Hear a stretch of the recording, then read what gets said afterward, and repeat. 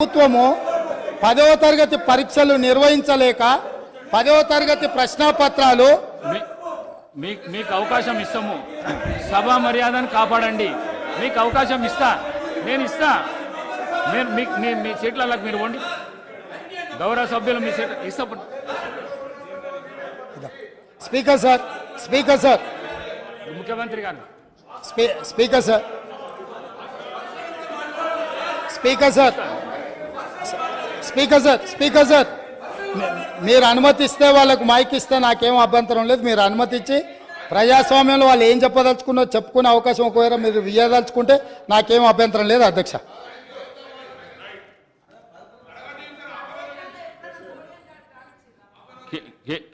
Shri KT Ramarao గారు. Speaker sir, నేను నిజంగానే సిగ్గుపడుతున్నా సార్. ఎందుకంటే పంట బీమాకు రైతు బీమాకు తేడా తెలియని వ్యక్తి ముఖ్యమంత్రిగా ఉన్నందుకు నేను నిజంగానే సిగ్గుపడుతున్నాను సార్. పంట బీమాకు రైతు బీమాకు తేడా తెలియని వ్యక్తి మీ గొప్ప నాయకుడు, గొప్ప ముఖ్యమంత్రి. అధ్యక్ష, నేను ఒకటే మాట అంటా ఉన్నా అధ్యక్ష, వారు పర్సనల్గా చాలా దారుణంగా ఒక ముఖ్యమంత్రిలాగా కాకుండా ఏదో పిసిసి అధ్యక్ష పదవుల్లో అక్కడ గాంధీ భవన్లో కూర్చుని ఒక ప్రెస్ మీట్లో మాట్లాడినట్టు స్వీపింగ్ రిమార్క్స్. అధ్యక్ష, ఇవాళ ఆయన ఒక గౌరవమైన రాజ్యాంగబద్ధమైన పదవిలో ఉన్నారు. అధ్యక్ష, నేనేమంటా ఉన్నా అధ్యక్ష, చెప్పాలి, గుర్తు చేయాలి, ఆయన గుర్తులేదు. నేనేమంటున్నా అధ్యక్ష, నేరెళ్లలో ఏదో జరిగింది, శాండ్ మాఫియా అని ఇష్టం వచ్చినట్టు మాట్లాడుతున్నారు. నేను ఒకటే అడుగుతున్నా అధ్యక్ష, 2004 నుంచి 14 వరకు శాండ్ మీద ఈ రాష్ట్రంలో, ఆంధ్రప్రదేశ్ రాష్ట్రంలో, తెలంగాణ ప్రాంతంలో వచ్చిన ఆదాయం, మొత్తం రాష్ట్రానికి సమకూరిన ఆదాయం 39.5 కోట్లు అధ్యక్ష. అంటే సంవత్సరానికి 4 కోట్ల ఆదాయం కూడా రాలే. అదే 2014 నుంచి 2023 వరకు అధ్యక్ష, ఈ రాష్ట్రానికి శాండ్ మీద వచ్చిన ఆదాయం 5,000 కోట్ల పైచిలకు అధ్యక్ష. 4 కోట్లు కూడా ఆదాయం లేని నాడు శాండ్ మాఫియా ఎవరు సార్? కాంగ్రెస్ పార్టీదా? కాంగ్రెస్ పార్టీల జేబులు, నాయకుల జేబులు నిండినాయా? ఎవరి జేబులు నిండినాయండి? ఆనాడు శాండ్ ఆదాయం ఎక్కడ పోయింది అధ్యక్ష? ఇంకోటి, నేరెళ్లలో ఎవరో తొక్కిచ్చారు, ఎక్కిచ్చారు అధ్యక్ష. ఇదే పాత చింతకాయ పచ్చడి లాంటి మాటలు స్వయంగా ఈ రోజు కాదు అధ్యక్ష, వాళ్ళు ప్రతిపక్షంలో ఉన్నప్పుడు కూడా చెప్పినారు. ఇది 2018కి ముందు చెప్పినరు, తర్వాత చెప్పినరు. ఆయన చెప్పిన నేరెళ్లలో కూడా మా పార్టీకి అభ్యర్థిగా నాకే మెజారిటీ ఇచ్చి ప్రజలు మళ్ళొక్కసారి బ్రహ్మాండంగా గెలిపించి వాపసు పంపినారు అధ్యక్ష. ఒక మాట అధ్యక్ష, నేరెళ్లలో ఏదైనా తప్పు జరిగింటే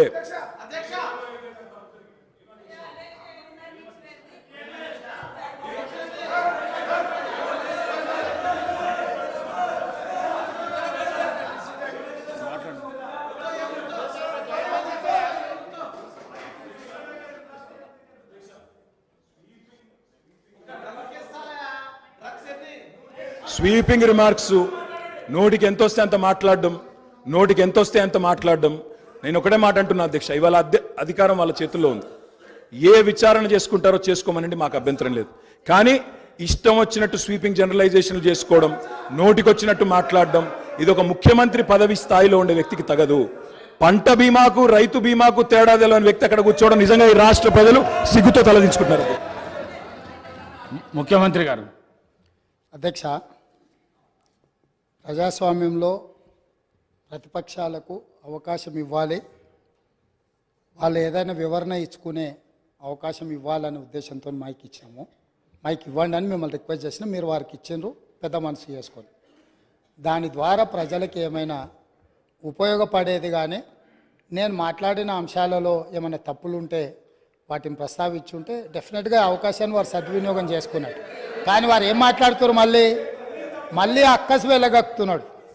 ఎందుకనంటే అక్కడేదో మేనేజ్మెంట్ కోటాలో నేను కూర్చుందాం అనుకుంటే ప్రజల నుంచి వచ్చిన ఆయన కూర్చున్నాడు కాబట్టి నేను చూసి ఓర్వలేకపోతున్నా అని కుళ్ళుగా అనిపిస్తుంది తప్ప దాంట్లో ఏమైనా ఉందా అధ్యక్ష? సరే, ఏదేమైనా అధ్యక్ష, గత ప్రభుత్వము ఎంత గొప్పలు చెప్పుకున్నా కొన్ని వాస్తవాలను ప్రజలు కూడా గమనిస్తున్నారు. మీ ద్వారా వాళ్ళు ఆ సమయంలో మరి గుర్తుందో లేదో ఇప్పుడు గుర్తు చేయదలుచుకున్న అధ్యక్ష, 10వ తరగతి ప్రశ్నాపత్రాలు వాట్సాప్లలో తిరుగుతూ 10వ తరగతి పరీక్షలే నిర్వహించలేని అసమర్థ ప్రభుత్వం ఆనాడు ఉండే.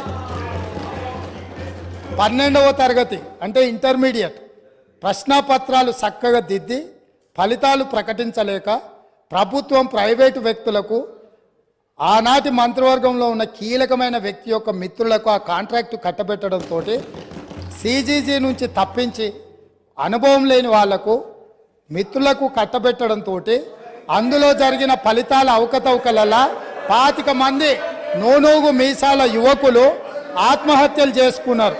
ఈ చావులకు ఆనాటి ప్రభుత్వం కారణం కాదా? ఇవి ప్రభుత్వ హత్యలు కాదా? ఇది పక్కన పెడితే అధ్యక్ష డెఫినెట్గా తొందర ఏం లేదు అన్నీ అది కాకుండా అధ్యక్ష తెలంగాణ పబ్లిక్ సర్వీస్ కమిషన్ మీకు తెలుసు ఎంత ప్రతిష్టాత్మకమైన సంస్థ, ఎంత బాధ్యతగా పరీక్షలు నిర్వహించాలి, ఎంత బాధ్యతాయుతంగా వ్యవహరించాలి. ఈ వ్యవహారాలన్నిటిని పరీక్షలు నిర్వహించే తెలంగాణ పబ్లిక్ సర్వీస్ కమిషన్ నిర్వహించిన పరీక్షలు ప్రశ్నాపత్రాలు చివరికి జిరాక్స్ సెంటర్లలో ఎక్కడ పడితే అక్కడ అగ్వకు ఎట్లా పడితే అట్లా అమ్ముకునే పరిస్థితి వచ్చి, ఇది మేం చెప్పింది కాదు, పంపకాలలో పంచాయతీ వచ్చి వాళ్ళే ఫిర్యాదులు చేసుకొని ఈ ప్రభుత్వం గొప్పగా మేం కనిపెట్టినామన్నారు. ఈ ప్రభుత్వం ఏమన్నది?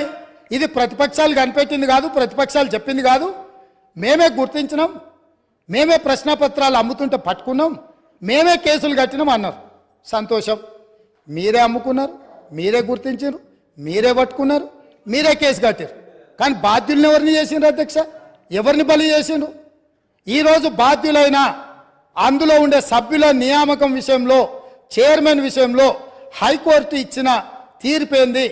నిజంగానే ఈ ప్రభుత్వం బాధ్యత ఉంటే 30 లక్షల మంది నిరుద్యోగ యువకులు ఈరోజు ఉద్యోగ ఉపాధి అవకాశాల కోసం 10 సంవత్సరాల నుంచి చిక్కడపల్లి సెంట్రల్ లైబ్రరీలోనో లేకపోతే దిల్సుఖ్ నగర్లోనో గౌలిగూడల్లో లేకపోతే ఈరోజు అమీర్పేట్ చౌరస్తాల్లో కుక్కట్పల్లి చౌరస్తాల్లో ఈరోజు కోచింగ్ సెంటర్ల అశోక్ నగర్ చౌరస్తాల్లో లక్షలాది మంది విద్యార్థులు ఈరోజు ఉద్యోగ ఉపాధి అవకాశాల కోసం పోటీ పరీక్షలకు గ్రామాలలో ఉన్న తల్లిదండ్రులు రూపాయి కూడబెట్టి ఈరోజు వాళ్ళని ఇక్కడ పెట్టి చదివిస్తే 10 సంవత్సరాలల్లా ప్రభుత్వంలో ఉన్న ఉద్యోగ ఖాళీలను భర్తీ చేయకపోను బాధ్యతారహితంగా నిర్వహించడం వల్ల ఆ ప్రశ్నపత్రాలు లీక్ అయి బజార్లలో పల్లి బఠానీలు అమ్ముకుంటుంటే దానికి సంబంధించిన చర్యలు తీసుకొని బోర్డును రద్దు చేసి కొత్త బోర్డును బాధ్యతారహితంగా నిర్వహించాల్సిన ఈ పార్టీ ఈ ప్రభుత్వం ఆనాడు ఆ చర్యలు చేయలే.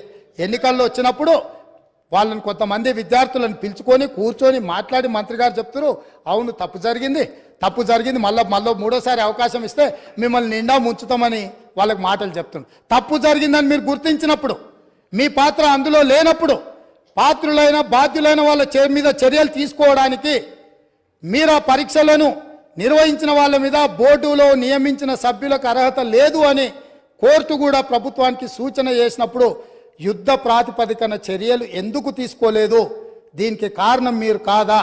ఇలాంటి 10వ తరగతి పరీక్ష నిర్వహించలేనోళ్ళు, 12వ తరగతి పరీక్షల పేపర్లు దిద్దలేనోళ్ళు, తెలంగాణ పబ్లిక్ సర్వీస్ కమిషన్ ద్వారా ప్రభుత్వ ఉద్యోగ నియామకాలు చేపట్టలేనోళ్ళు ఖచ్చితంగా సిగ్గుతో తల వంచుకోవాల్సిందే.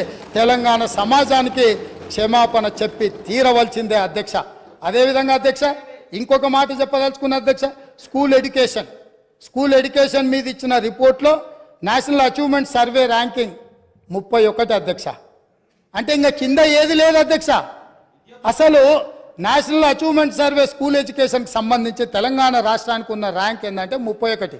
రాష్ట్రాలే కాదు యూనియన్ టెరిటరీల కంటే కూడా అధ్వానంగా తెలంగాణ రాష్ట్ర విద్య ఉంది అని అంటే ఈ తప్పకుండా వాళ్ళు తల వంచుకోవాల్సిందే, సిగ్గుపడాల్సిందే అధ్యక్ష.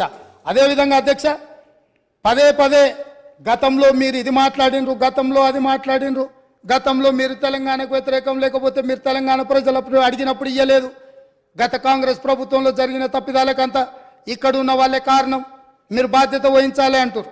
నేను ఒక్క మాట మీ ద్వారా చెప్పదలుచుకున్నా అధ్యక్ష, ఉమ్మడి రాష్ట్రంలో సమైక్య పాలనలో 16 మంది ముఖ్యమంత్రులుగా 16 సార్లు ముఖ్యమంత్రులుగా ఉన్నవాళ్ళు ఎవరు ఈ ప్రాంతానికి సంబంధించి న్యాయం చెయ్యలేదు, ఇక న్యాయం జరగదు అన్న ఆలోచన వచ్చి తెలంగాణ ప్రజలందరూ తెలంగాణ జేఏసీ కింద కోదండరామ్ గారి నాయకత్వంలో అన్ని రాజకీయ పార్టీలు ఏకమయ్యి ఒక్క పాటలో నడిచి, అది మిలియన్ మార్చ్ కావచ్చు, సకల జనుల సమ్మె కావచ్చు, అనేక రూపాలలో ఉద్యమాలను నిర్మించడం ద్వారా ఆనాడు సహకరించని పార్టీలను కూడా కాంగ్రెస్ పార్టీ మాట్లాడి కాంగ్రెస్ పార్టీ లోక్సభలో శ్రీమతి సోనియా గాంధీ గారు యూపీఏ చైర్పర్సన్ గారి నాయకత్వంలో మన్మోహన్ సింగ్ గారు ప్రధానమంత్రిగా ఉన్నప్పుడు తెలంగాణ రాష్ట్రాన్ని మేము ఏర్పాటు చేసిన మాట వాస్తవం కాదా?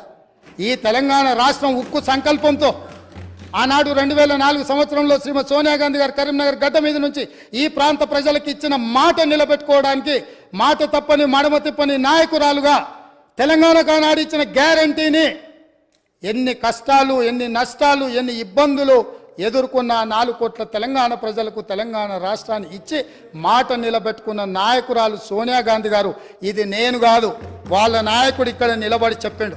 ఇవాళ వాళ్ళకు గుర్తు లేకపోతే మీ ద్వారా మిమ్మల్ని అడుగుతున్నా, ఓ రోజు వారు ఇక్కడ నిలబడి సోనియా గాంధీ గారి దయ వల్లనే, సోనియా గాంధీ గారి ఉక్కు సంకల్పం వల్లనే ఈ తెలంగాణ రాష్ట్రం వచ్చిందన్న చెప్పిన విషయాన్ని మీరు అనుమతిస్తే ఇక్కడ కెమెరా, ఇక్కడ వీడియో పెట్టి, ఇక్కడ మొత్తం టీవీ పెట్టి మీ ద్వారా వాళ్లకు తెలంగాణ ప్రజలకు నేను చూపించదలుచుకున్న అధ్యక్ష. ఇదే కాకుండా అధ్యక్ష వస్తున్నా అక్కడికి కూడా వస్తున్నా, తొందరపడ